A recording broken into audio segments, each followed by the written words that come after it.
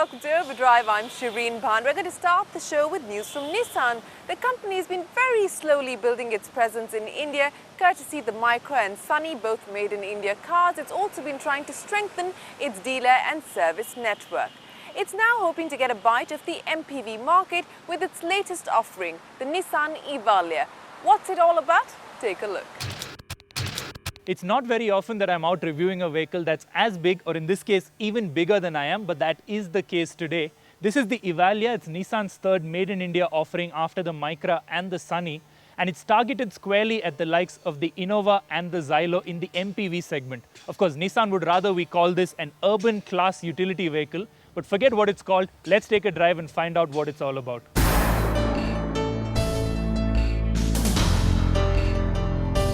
In the looks department, the Evalia is a bit of a mixed bag.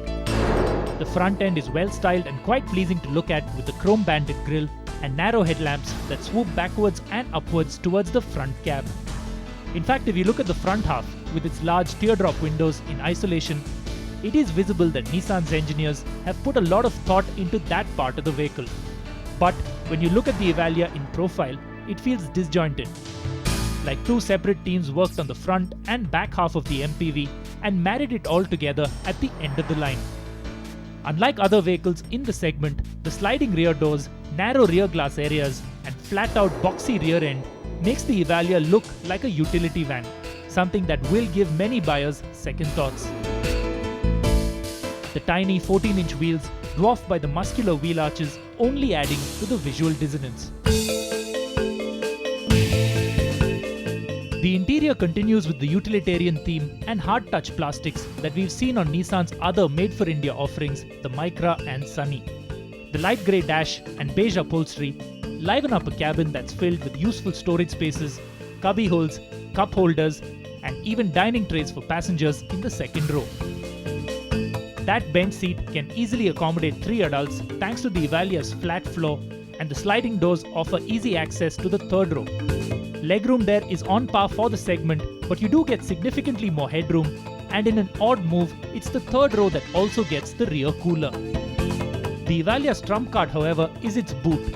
Fold the third row up and you could fit a small retail outlet in there, and the low loading lip makes shifting luggage in and out a breeze.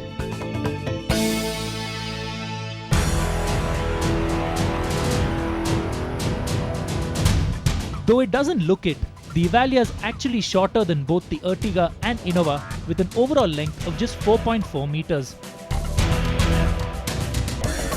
It is also significantly lighter than its competition thanks to the monocoque construction. While the Evalia is front-wheel drive, the driving position itself feels more like a van than a car or even other MPVs in the segment. You sit high up with a commanding view of the road, but reach down for the steering wheel, borrowed from the Micra. And that's not the only part that's been borrowed from Nissan's other Indian offerings. At launch, the Evalia will have 3 trim levels but only one engine option. Nissan's familiar 1.5-litre K9K common rail direct injection diesel engine that also does duty on the Sunny. Like in the Sunny, the engine produces 85 horsepower, 200 Newton meters of torque and is mated to a 5-speed manual gearbox. But most importantly, it's been tuned to maximize fuel economy. Thanks to the Evalia's light curb weight, the motor never feels underpowered, pushing the vehicle on at an adequate pace when required, though a lot of engine noise does filter into the cabin as speeds build. The 5-speed gearbox, mounted on the dash to liberate space, feels a bit rough, and the tiny gear knob looks and feels like it belongs in an 800 or Alto rather than such a large vehicle. While its performance is never going to be electric, Nissan claims an ARAI certified mileage of 19.3 km per litre, which is significantly higher than the competition.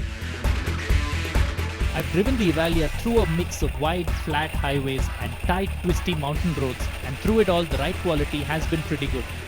Okay, at high speed, it does tend to get a bit unsettled when you go over a few bumps. But overall, passengers, whether they're in the first, second or third row, are going to be pretty comfortable with this car in normal conditions. The Evalia is also quite stable at speed and capable of holding its line around tight and twisty corners despite the skinny 14-inch wheels. Of course, this isn't the kind of vehicle anyone should be pushing hard. So as long as the driver is reasonable with his or her demands, the Evalia will deliver. The feather-light steering and relatively small 4.5-meter turning circle also make this MPV quite easy to maneuver in narrow streets and crowded city roads. At the product briefing that immediately preceded this drive, Nissan India's top management listed 3 USPs for the Evalia: good fuel efficiency, good space and comfort, and ease of driving. As you've seen, it promises good fuel efficiency and it is quite easy to drive with its light steering and very tight turning circle.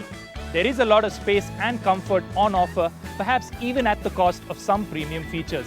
But what I think could be the Evalia's biggest USP is its pricing.